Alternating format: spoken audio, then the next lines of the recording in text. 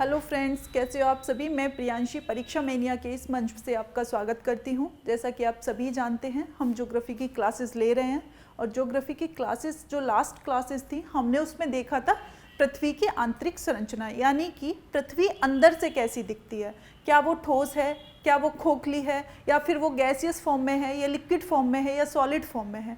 इन सभी बिंदुओं पे हमने चर्चा की थी लास्ट क्लासेस में। और उसी के बाद हमने जाना था कि पृथ्वी की आंतरिक संरचना को जानने के लिए कुछ आंतरिक सोर्स होते हैं, कुछ बाहरी प्रत्यक्ष होते हैं, कुछ अप्रत्यक्ष होते हैं। जो डायरेक्ट सोर्सेज होते हैं उसमें हमने देखा था कि जो माइनिंग होती है उससे हम जान लेते हैं, जैसे 3 से 4 किलोमीटर तक लास्ट के, उससे ज़्यादा पॉसिबल भी नहीं है माइनिंग करना। तो उससे हम क्या जान लेते हैं 3 से 4 किलोमीटर पे कि यहाँ तक अर्थ की कैसी है। लेकिन अर्थ का जो रेडियस है वो तो लगभग 6,500 किलोमीटर के से उसमें है लगभग, ठीक है। तो जो अर्थ का जो रेडियस है वो कितना है, 6,500 अप्रॉक्स में बता रही हूँ, क्योंकि पॉसिबल नहीं है कि पृथ्वी की जो इंटीरियर सोर्स है वहां तक जाना। डायरेक्ट सोर्सेज के हमने हिसाब से हमने ये देखा था। तो उसके हिसाब से हम देखते हैं कि हमने देखा था कि ज्वालामुखी जो होती हैं, वोल्केनो इरेप्शन होते हैं, उसकी हम स्टडी करते हैं। जब वोल्केनो इरेप्शन के टाइम पे अर्थ के जो अंदर से जो गैसियस फॉर्म में मटेरियल निकलता है ना, गैसियस और लिक्विड फॉर्म में जो मटेरियल निकलता है वो ठंडा होने के बाद हम उसकी स्टडी करते हैं, तो हम समझते हैं अर्थ अंदर से कैसी रही होगी या फिर कैसी है। और दूसरा जो सोर्स हमने समझा था वो समझा था हमने भूकंप, यानी कि अर्थक्वेक्स का। अर्थक्वेक्स के बारे में जो वेव्स आती हैं, P waves, S waves, L waves, उनसे हमने स्टडी किया था कि जो भी अर्थ का पार्ट किस में है, सॉलिड फॉर्म में है, जहाँ से एस वेव्स जाएगी तो वो सॉलिड फॉर्म में है, जहाँ से पी वेव्स निकलेगी वो सॉलिड, लिक्विड, गैसियस तीनों फॉर्म में है। तो इसी क्रम में हम आज की क्लास में चर्चा करेंगे वोल्केनो और अर्थक्वेक्स के बारे में टोटली। उसी के साथ साथ उनको समझने के लिए पहले हम देखेंगे प्लेट टेक्टोनिक थ्योरी। पहले क्या देखेंगे, प्लेट टेक्टोनिक थ्योरी। ये क्या होती है, प्लेट टेक्टोनिक थ्योरी क्या होती है, इसको समझेंगे। प्लेट टेक्टोनिक थ्योरी में डियर फ्रेंड्स हम समझेंगे प्लेट्स क्या है, हम क्या समझेंगे प्लेट्स क्या है। तो डियर फ्रेंड्स, जब हमने फर्स्ट क्लास में बताया था तो हमने क्या जाना था, इससे पहले हम प्लेट्स के बारे में हल्का फुल्का चर्चा कर चुके हैं कि प्लेट क्या है।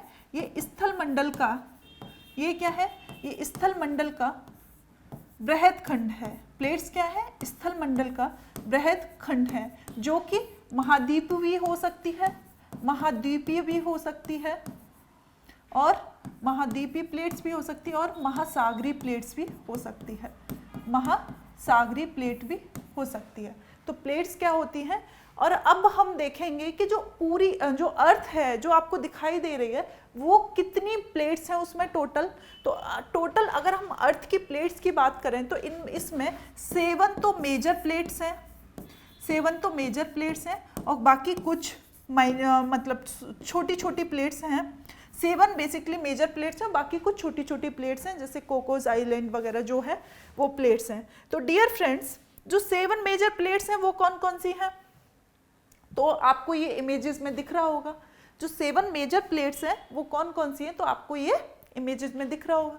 तो पहली है north American plate, one is north American plate, ठीक है, one is north American plate, north American plate, north American plate. Second is south America plate, south America plate.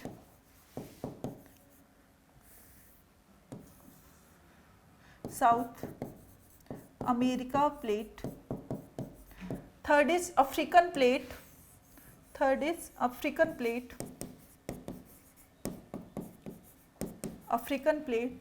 Fourth is Eurasian plate, Eurasian plate में Europe और Asia, Eurasian plate में Europe और Asia दोनों आ जाते हैं।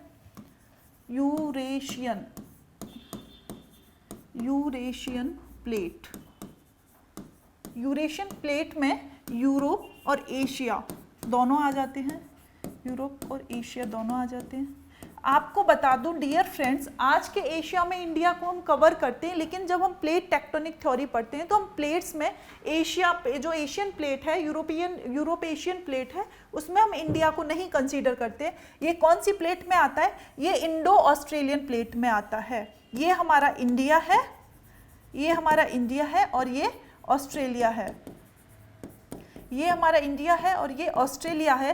तो ये कौन सी हो गई? Indo Australian plate. ये कौन सी हो गई? इंडो, इसको बोलते हैं इंडो ऑस्ट्रेलियन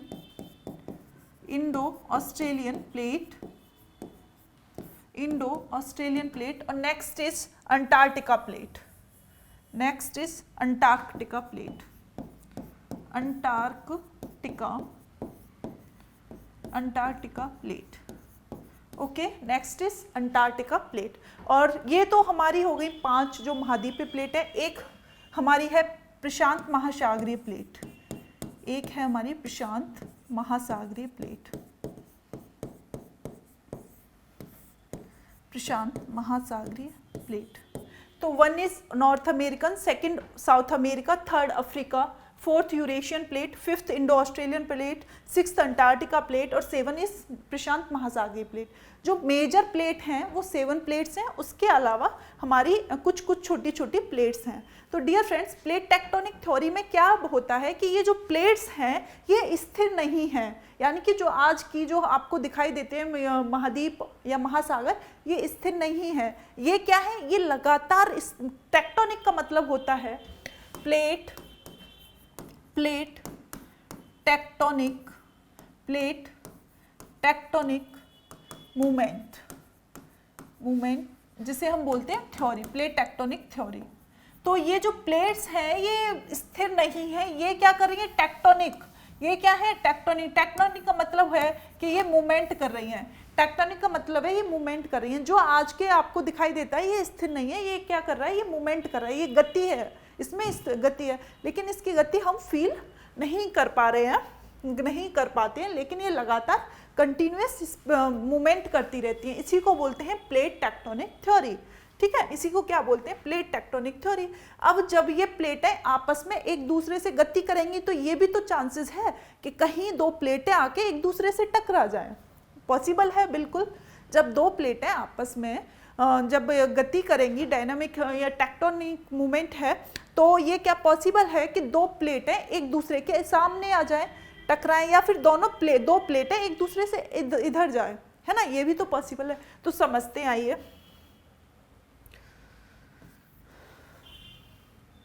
कैसे? प्लेट टेक्टोनिक थ्योरी में बिल्कुल पॉसिबल है कि जब दो प्लेटें चूंकि हम बात करें प्लेट टेक्टोनिक थ्योरी की, तो 2 प्लेटें, ये कोई 2 प्लेट है, मान के चलो ये महासागरीय प्लेट है, ये महासागरीय प्लेट है और ये महाद्वीपीय प्लेट है। ये कैसी प्लेट है? महाद्वीपीय प्लेट है। ये दोनों प्लेट क्या कर रही हैं? आपस में एक मूवमेंट कर रही हैं, और मूवमेंट कैसा कर रही हैं? एक दूसरे की साइड आ रही हैं, डियर फ्रेंड्स। जब ये साइड एक दूसरे की साइड आएंगी, इसको बोलते हैं हम कंस्ट्रक्टिव प्लेट बाउंड्रीज। तो ये जब दोनों प्लेटें एक दूसरे के आमने सामने आएंगी तो क्या होगा कि 2 प्लेटें जब एक दूसरे के सामने आएंगी तो ये टकराएंगी, और क्या होगा? कंपन की स्थिति होगी। और जब कंपन होगा, दोनों प्लेटें आमने सामने आएंगी तो क्या होगा? कंपन होगा। इसी वजह से अर्थक्वेक्स आते हैं, इसी वजह से क्या होता है? भूकंप आते हैं, पृथ्वी का हिलना। कंपन मतलब पृथ्वी का उस पर्टिकुलर प्लेस पे हिलना, पृथ्वी का हिलना। और जो इससे दूर होंगे वहाँ जो वाइब्रेशन है वो थोड़ा स्लो पहुँचेंगी, तो ये हो गया। इसी वजह से भूकंप आते हैं, क्योंकि प्लेट्स क्या होती हैं? मूवमेंट होती है। जब एक दूसरे के सामने आ जाती हैं तो क्या होता है? वाइब्रेशन होता है। लेकिन जब ये प्लेटें एक दूसरे के सामने आने के बाद और ज़्यादा फोर्स लगाएंगे तो ये कुछ इस तरीके की शेप में कन्वर्ट हो जाएंगी। तो ये जब ये प्लेटें इधर आ रही है, ये प्लेट इधर आ रही है, ये दोनों एक दूसरे के ऊपर जा रही हैं, तो ये क्या हो गया? यहाँ से पर्वत का निर्माण हो रहा है, माउंटेन का फॉर्मेशन हो रहा है, पर्वत का निर्माण यानी कि माउंटेन का फॉर्मेशन हो रहा है। लेकिन डियर फ्रेंड्स, जो महासागरीय प्लेट होती है वो क्या होती है? भारी होती है। ये क्या होती है? भारी होती है। और महाद्वीपीय प्लेट क्या होती है? ये हल्की होती है, ये कम डेंस होती है, लेकिन जो महासागरीय प्लेट है वो अधिक डेंसिटी के साथ हुई। जो भारी चीज़ है वो झुक जाती है और जो हल्की है वो ऊपर उठ जाती है। तराजू में हम कोई भारी चीज़ रखते हैं तो भारी वाला जो वेट जिसमें ज़्यादा होता है वो क्या होता है, नीचे होता है, और जो हल्का होता है चीज़ वो ऊपर जाती है। सेम एज इट इज महासागरीय प्लेट भारी होती है तो ये वाली जो प्लेट है वो महाद्वीपीय प्लेट के नीचे चली जाती है और महाद्वीपीय प्लेट इसके ऊपर आ जाती है, इसके ऊपर आ जाती है। जब ये प्लेट इसके नीचे जाएगी तो हमने लास्ट क्लासेस में पृथ्वी की आंतरिक संरचना में क्या देखा था कि यहाँ तक क्रस्ट है और यहाँ क्या है, मेंटल है। ये क्या है, मेंटल वाला एरिया है। और मेंटल वाले एरिया में हमने ऊपर क्या देखा था, दुर्बल मंडल। हमने क्या देखा था, दुर्बल मंडल, दुर्बल मंडल। इसे हम बोलते हैं एस्थीनोस्फीयर, एस्थीनोस्फीयर। ये दुर्बल मंडल है। दुर्बल मंडल में क्या होता है, यहाँ पे जो टेम्परेचर बहुत ज़्यादा होता है, जब हम अर्थ के अंदर जाते हैं तो टेम्परेचर क्या होता है, बहुत ज़्यादा होता है। तो यहाँ पे गैसियस फॉर्म होती हैं और लिक्विड फॉर्म में आ जाती हैं। टेम्परेचर ज़्यादा तो यहाँ पे क्या होता है, लिक्विड फॉर्म में आ जाती हैं। जो अंदर पृथ्वी के अंदर जो गैस है ना, वो लिक्विड फॉर्म में गैस तो रहती है। उसकी वजह से क्या होता है, यहाँ से जैसे जब दो प्लेटें टकरा रही हैं तो ऑब्वियस है वहाँ कुछ दरारें या भ्रंशन की स्थिति होगी। और जब इसे रास्ता मिल जाता है ऊपर जाने के लिए, जब इसे रास्ता मिल जाता है तो यहाँ आग सी होती है और ये ऊपर चली जाए। इसको क्या बोलते हैं, वॉल्केनो इरेप्शन। इसी को क्या बोलते हैं, ज्वालामुखी। इसी को क्या बोलते हैं, ज्वालामुखी, ज्वालामुखी, volcano, volcano eruption, volcano eruption. ठीक है, इसी को क्या बोलते हैं, ज्वालामुखी या वॉल्केनो इरेप्शन। ठीक है, ये मेंटल से यहाँ से जब डियर फ्रेंड्स यहाँ से आग निकलती है, इसको हम दूसरी स्लाइड्स में कुछ इस तरीके से समझेंगे। कैसे समझेंगे डियर फ्रेंड्स, ये है अर्थ, ये है अर्थ। अब हमने प्लेट्स वाला तो देख लिया कि कैसे प्लेट से मूवमेंट करती हैं, आपस में आती हैं, तो कैसे वॉल्केनो इरेप्शन होता है। डियर फ्रेंड्स, यहाँ जहाँ से वॉल्केनो होता है, इसको यहाँ पे गर्म गलित जो मैग्मा, गर्म गलित पदार्थ होता है, गर्म गलित पदार्थ होता है, तो इसको क्या बोलते हैं, इसको बोलते हैं मैग्मा, इसको बोलते हैं मैग्मा। और जब ये ही पदार्थ बाहर जाता है अर्थ के, है ना, तो इसको क्या बोलते हैं, लावा। इसको क्या बोलते हैं, लावा। यहाँ पे ये इमेज कुछ दिखाई दे रही है आपको, ये इमेज दिखाई दे रही है, ये वॉल्केनो इरेप्शन की। तो ये जब अंदर था इस पे, इसके तो ये क्या था, इसको बोला था मैग्मा। और जब ये बाहर आ रहा है तो इसके साथ साथ गैस, धूल के पार्टिकल्स, डस्ट, है ना, चट्टानी टुकड़े, ये सब बाहर आ रहे हैं। और देखो कितना मतलब बिग पैमाने पे, मतलब बहुत बड़े पैमाने पे ये वॉल्केनो इरेप्शन हो रहा है। कितने ज़्यादा आग निकल रही है पृथ्वी के अंदर से। जो गैस हैं पृथ्वी के अंदर, उनको रास्ता मिल जाता है बाहर, जहाँ से भी उन्हें लगता है कि यहाँ पे लेयर, एस्थेनोस्फीयर का मतलब है दुर्बल मंडल, और वो क्या होता है, क्षणभंगुर होता है, वो बहुत ब्रिटिल सा होता है, वहाँ से वो अपना रास्ता जिसको मिल जाता है। तो ये सारी आग जो है वो निकल रही है। तो ये ज्वालामुखी इरेप्शन हुआ है। ठीक है, ये ज्वालामुखी इरेप्शन हुआ है। तो अंदर इसको क्या बोलते हैं, मैग्मा बोलते हैं, बाहर लावा बोलते हैं। डियर फ्रेंड्स, क्या ये ज्वालामुखी केवल महाद्वीपीय सतह पे होते हैं, क्या ये महासागरीय पे भी होते हैं? तो ये दोनों पे होते हैं। जब महाद्वीपीय पे होते हैं, मतलब कि कॉन्टिनेंट में ये वॉल्केनो इरेप्शन होता है, तो यहाँ पे जो निकलता है, इसमें सिलिका की मात्रा जब ज़्यादा होती है, सिलिका की मात्रा जब ज़्यादा होती है तो इसको बोलते हैं अम्लीय, अम्लीय मैग्मा। और जो अम्लीय मैग्मा होता है वो ज़्यादा गाढ़ा होता है, और ज़्यादा गाढ़ा होने की वजह से इसका बहुत हाई लेवल पे वॉल्केनो इरेप्शन होता है। जब जो हाई लेवल के वॉल्केनो इरेप्शन होते हैं वो कब होंगे, उसमें जब सिलिका की मात्रा ज़्यादा होगी, उनको क्या बोलते हैं, अम्लीय मैग्मा। ये क्या होते हैं, गाढ़ा और अधिक विस्फोटक होते हैं। गाढ़ा होने की वजह से ये अधिक विस्फोटक होते हैं। तो ये वॉल्केनो इरेप्शन हो रहा है। ये जो आकृति बन रही है, ये शंकु या पर्वत की। तो इसी से कुछ ज्वालामुखी माउंटेन भी बनते हैं। इसी से क्या बनते हैं, कुछ ज्वालामुखी माउंटेन बनते हैं। और इसका जो मुंह है, मुहाना, इसको क्या बोलते हैं, इसको बोलते हैं क्रेटर। जो जहां से जो पाइप है ये वाली, इसको बोलते हैं डाइक। इसको क्या बोलते हैं, डाइक। पाइप को क्या बोलते हैं, डाइक। और इसका जो मुहाना है, वॉल्केनो जहाँ से इरेप्शन होता है, ये जो मुहाना दिखाई दे रहा है ना, ये इसका जो मुहाना है इसको क्या बोलते हैं, इसको बोलते हैं क्रेटर। क्रेटर, और जब ये विशालकाय क्रेटर से, जब ये विशालकाय लेवल बड़े लेवल पे होता है तो क्रेटर के बृहद रूप को ही काल्डेरा बोलते हैं। ये आपके एग्जाम में आता है, क्रेटर क्या है, काल्डेरा क्या है, ये आपके एग्जाम में आता है। क्रेटर क्या है, काल्डेरा क्या है। तो क्रेटर क्या है, ज्वालामुखी का जो मुंह होता है सरफेस पे, जहां पे ज्वालामुखी इरेप्शन होता है उस मुंह को क्या बोलते हैं, क्रेटर बोलते हैं। इसी के नाम पे महाराष्ट्र में, इसी के नाम पे महाराष्ट्र में क्या है, लोनार लेक है। महाराष्ट्र में लोनार जो झील है वो इसी के नाम पे पड़ी है, क्रेटर के नाम पे ही, है ना। तो मैंने बताया भी था लास्ट क्लासेस में जब मैं मिट्टियाँ पढ़ा रही थी कि जो भारत का जो दक्कन का पठार है वहाँ पहले, आज से कई साल पहले वहाँ क्या हुआ है, वहाँ हुए हैं वोल्केनो इरेप्शन। भारत का जो प्रायद्वीपीय पठार है, इसी वजह से जो दक्कन का पठार है वहाँ बेसाल्ट मिट्टी का फॉर्मेशन हुआ है। क्योंकि जो ये जो ज्वालामुखी का इरेप्शन होता है तो जो चट्टाने का, जब हम चट्टाने पढ़ेंगे तो उसमें भी पढ़ेंगे कि जो वोल्केनो इरेप्शन होता है यहाँ से कौन सी चट्टाने जब ये लावा जो है ठंडा हो जाता है, जब ये लावा ठंडा हो जाता है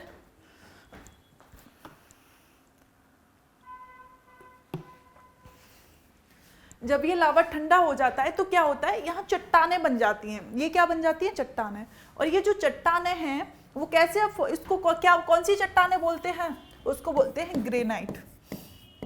और ग्रेनाइट से ही आग्नेय शैल। इसी वजह से ये प्रश्न पूछा जाता है, चट्टानों में हम पढ़ेंगे कि जो आग्नेय शैल होते हैं क्या उसमें जीवाश्म पाए जाते हैं। आपके एग्जाम में पूछा जाता है कि जो आग्नेय शैल होती हैं क्या उसमें जीवाश्म पाए जाते हैं, तो आपका आंसर होता है इसमें जीवाश्म नहीं होते। क्यों नहीं होते, अब आपको समझ में आ रहा है कि इतनी विशालकाय आग में जीवाश्म बचेंगे क्या, बचेंगे। यही जो धूल मिट्टी के पार्टिकल्स है यही तो चट्टाने बन जाती हैं, जिसे ग्रेनाइट चट्टाने बोलते हैं। ग्रेनाइट, इसी को क्या बोलते हैं, ग्रेनाइट। और ग्रेनाइट से ही इग्नियस रॉक बना है, जो आग्नेय चट्टाने हैं। आग्नेय चट्टान में जीवाश्म नहीं होते, उसका रीजन यही है।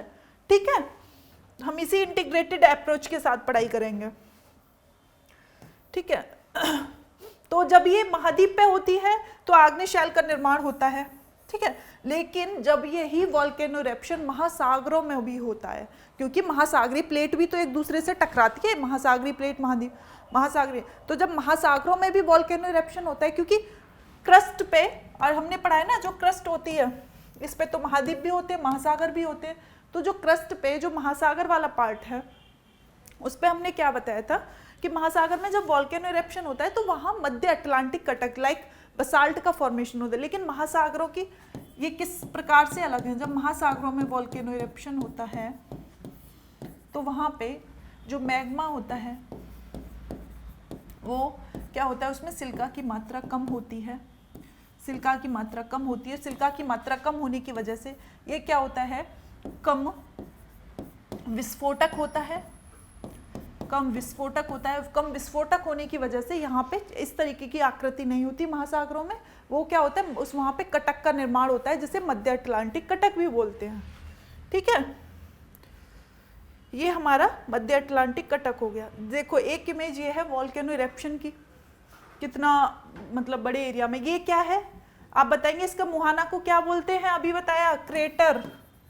मुहाना को क्या बोलते हैं, क्रेटर। जब ये अंदर था तो मैग्मा था, बाहर आ गया तो लावा हो गया। इससे कौन सी चट्टानें बनेंगी, आग्नेय चट्टानें।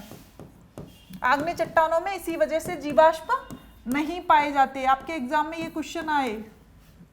क्वेश्चन आएगा कि जीवाश्म नहीं पाए जाते। डियर फ्रेंड्स, इसी से ज्वालामुखी से रिलेटेड कुछ क्वेश्चंस हैं, कुछ क्वेश्चंस को करेंगे। ठीक है, क्वेश्चन को रीड करिए आप।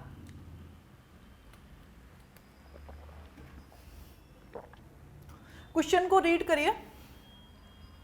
क्वेश्चन क्या बोल रहा है कि वोल्केनो जब इरेप्शन होता है तो सबसे अधिक कौन सी गैस निकलती है। जब ज्वालामुखी का इरेप्शन होता है तो सबसे अधिक गैस कौन सी निकलती है।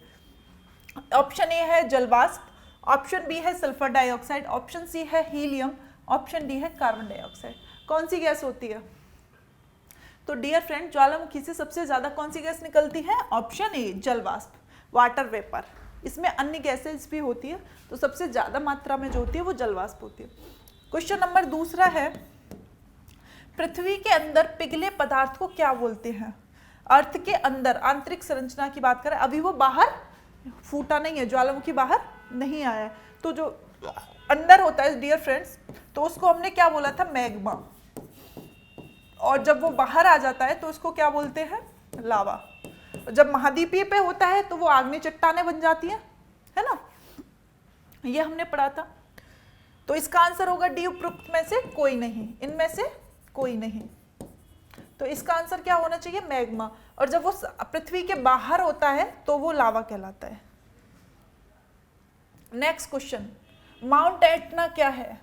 माउंट एटना क्या है? क्वेश्चन कह रहा है माउंट एटना क्या है, तो क्या ये एक पर्वत है, क्या ये एक ज्वालामुखी है, एक पर्वत शिखर है या पठार है? आंसर दीजिए, माउंट एटना क्या है? आंसर दीजिए, माउंट एटना क्या है? माउंट एटना एक वॉल्केनो है। माउंट एटना क्या है? एक ज्वालामुखी है। कहाँ पे माउंट एटना? तो ये इटली के सिसिली द्वीप में, इटली के सिसिली जो द्वीप है वहाँ पे माउंट एटना वॉल्केनो है। तो ये इटली कहाँ पड़ता है मैम? तो ये इटली यहाँ पे, इटली कहाँ गए? इटली, ये रहा इटली, ठीक है। तो इटली ये रहा, ये कहाँ है? यूरोप में। इटली कहाँ है? तो इटली आपका यूरोप महाद्वीप में पड़ता है। आप बताएंगे इटली कहाँ पड़ता है? यूरोप महाद्वीप में पड़ता है ना। इटली की जो कैपिटल है वो क्या है? इटली की कैपिटल क्या है? रोम। इटली की कैपिटल क्या है? रोम। तो यहाँ पे इटली में कौन कौन से वॉल्केनो है? तो विशुवियस है इटली में, विशुवियस है इटली में। और कौन कौन से वॉल्केनो हैं? तो विशुवियस है। आप नोट डाउन करते जाइए मेरे साथ साथ, जो भी स्टूडेंट्स ऑनलाइन देख रहे हैं, ऑफलाइन देख रहे हैं, सभी इनको नोट डाउन करते जाइए। इटली में और कौन सा है? विशुवियस है। और जो इटली में मोस्ट इंपॉर्टेंट है वो है स्ट्रोम वैली वॉल्केनो। स्ट्रोम वैली को भूमध्य सागर का प्रकाश स्तंभ भी कहा जाता है। भूमध्य सागर का प्रकाश स्तंभ, इटली को भूमध्य सागर का प्रकाश स्तंभ भी कहा जाता है। क्या क्यों कहा जाता है? क्योंकि इटली जो है वो भूमध्य सागर ही तो है। ये जो है ये क्या है? भूमध्य, ये क्या है? ये भूमध्य सागर ही तो है। जो पानी पानी ब्लू ब्लू दिखाई दे रहा है ये क्या है? ये पूरा भूमध्य सागर है।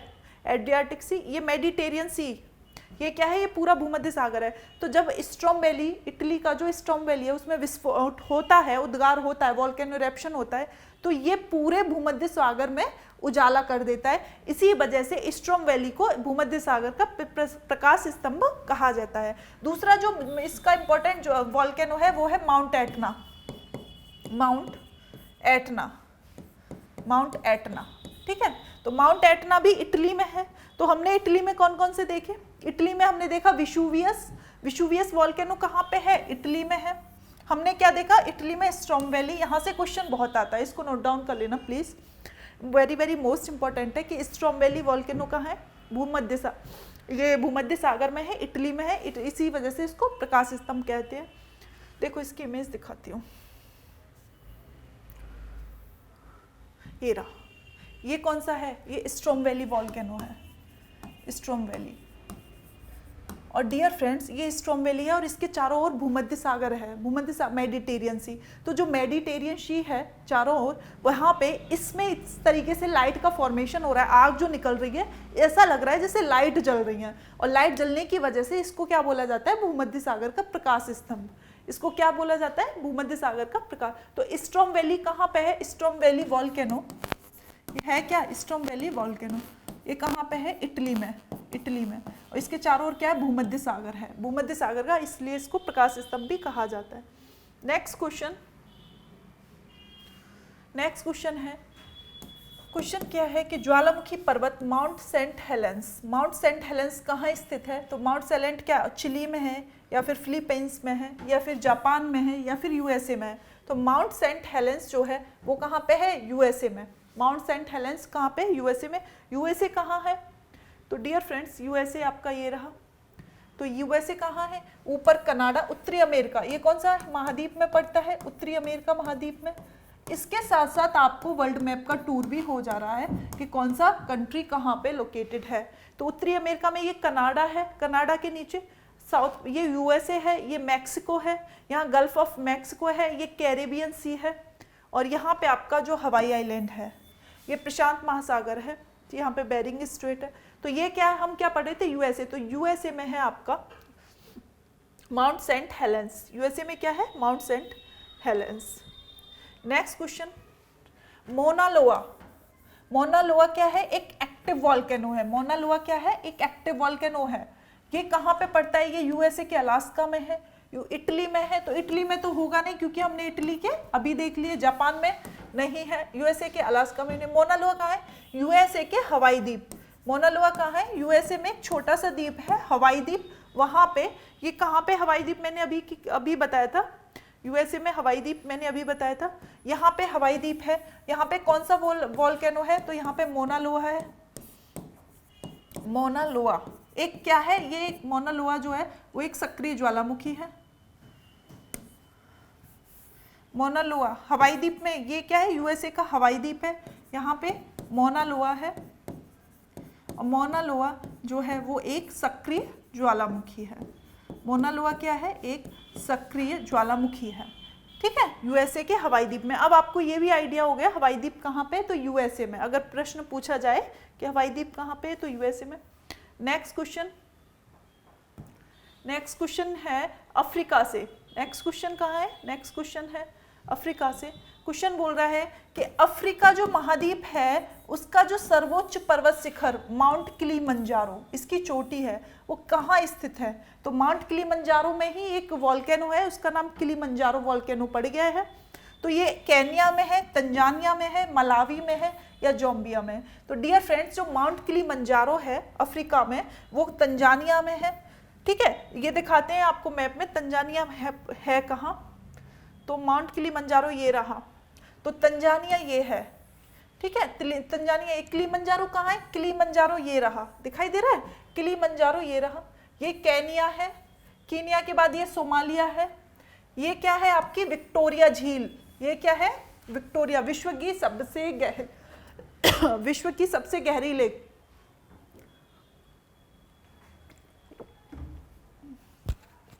विश्व की सबसे गहरी लेक तो वैकाल लेक आती है, ये विक्टोरिया लेक है। विक्टोरिया लेक से ही हमारी कौन सी रिवर का उद्गम होता है? ये प्रश्न पूछा जाता है। तो नाइल रिवर। नाइल रिवर यानी कि नील नदी। नील नदी का उद्गम कहाँ से होता है? ये प्रश्न इस तरीके से पूछा जाता है। तो नील नदी का उद्गम कहाँ से होता है? तो विक्टोरिया जो झील है उसी से नील नदी का उद्गम होता है। एक प्रश्न ये भी पूछा जाता है कि जो विक्टोरिया लेक है वो किन किन जो कंट्री है उसके बॉर्डर बनाती है? तो ये केन्या, युगांडा, विक्टोरिया जो है केन्या, युगांडा और तंजानिया, इन तीनों की सीमा पे स्थित है। प्रश्न पूछा जाता है कि विक्टोरिया जो लेक है वो किन किन की सीमा बनाती है? तो केन्या, तंजानिया और युगांडा। केटीयू, विक्टोरिया लेक किसकी सीमा बनाती है? केटीयू। ठीक है, किट्टू करके आप याद कर लीजिए, केटीयू। तो जब भी विक्टोरिया लेक आएगी तो विक्टोरिया प्रश्न पूछा भी जाता है फ्रेंड्स, विक्टोरिया लेक किस किस का बॉर्डर बनाती है? तो युगांडा, केन्या और तंजानिया। ठीक है, यहाँ पे क्या है? किलिमंजारो है। किलिमंजारो पे नाम पे वॉल्केनो है। विक्टोरिया लेक से ही नाइल नदी का उद्गम होता है। नील नदी कहाँ गिरती है? तो भूमध्य सागर का जो मिश्र है वहां पे इसका मुहाना है। नेक्स्ट क्वेश्चन है आपका, निम्नलिखित में से, मैंने अभी बताया लास्ट क्वेश्चन में मैंने बताया, ये अगेन आ गया, निम्नलिखित ज्वालामुखियों में से किसे भूमध्य सागर का प्रकाश स्तंभ कहा जाता है? अब आप आंसर बताएंगे। क्या वो माउंट एटना है, क्या वो स्ट्रोम वैली है, क्या वो पैली है, या विशुवियस है? तो हमने पढ़े थे इटली के, जो विशुवियस इटली में है, माउंट एटना इटली में है ना। अब इसका जो आंसर होगा वो क्या होगा? भूमध्य सागर। इसका जो आंसर होगा वो क्या होगा? भूमध्य सागर। तो स्ट्रोम वैली कहाँ पे पड़ता है? तो भूमध्य सागर का प्रकाश स्तंभ, मैंने इमेज दिखाई दी। स्ट्रोम वैली क्या है? एक वॉल्केनो है। स्ट्रोम वैली क्या है? एक एक्टिव वॉल्केनो है। स्ट्रोम वैली क्या है? एक एक्टिव वॉल्केनो है। Next very very most important question है, संसार का सर्वाधिक सक्रिय ज्वालामुखी, यानी कि वर्ल्ड का सबसे ज्यादा एक्टिव वॉल्केनो कौन सा है? तो वो कौन सा आंसर होगा? क्या वो माउंट कोटापेक्सी है, क्या वो फ्यूजियामा है, या विशुवियस है, या किलायू है? संसार का सर्वाधिक एक्टिव वॉल्केनो कौन सा है? तो डियर फ्रेंड्स वो क्या है? यूएसए का किलायू। किलायू जो है वो संसार का सर्वाधिक एक्टिव वॉल्केनो है। विशुवियस कहाँ है? ये भी इटली में है, ये भी एक्टिव वॉल्केनो है। फ्यूजियामा जापान में है, ये भी एक्टिव वॉल्केनो है। माउंट कोटापेक्सी, माउंट कोटापेक्सी डियर फ्रेंड्स ये कहाँ पे है? ये इक्वाडोर में है। माउंट कोटापेक्सी कहाँ पे है? इक्वाडोर में है। ये पेरू से ऊपर पड़ता है माउंट कोटापेक्सी, इक्वाडोर में। इक्वाडोर जो है इसकी जो कैपिटल है वो क्यूटो है। क्या है? ये प्रश्न पूछा जाता है, क्यूटो है। और जो क्यूटो है वो कहाँ पे है? वो विश्व की सबसे अधिक ऊंचाई पे स्थित राजधानी है। इसलिए जो माउंट कोटापेक्सी है विश्व का सर्वाधिक ऊंचाई पर स्थित, विश्व का सर्वाधिक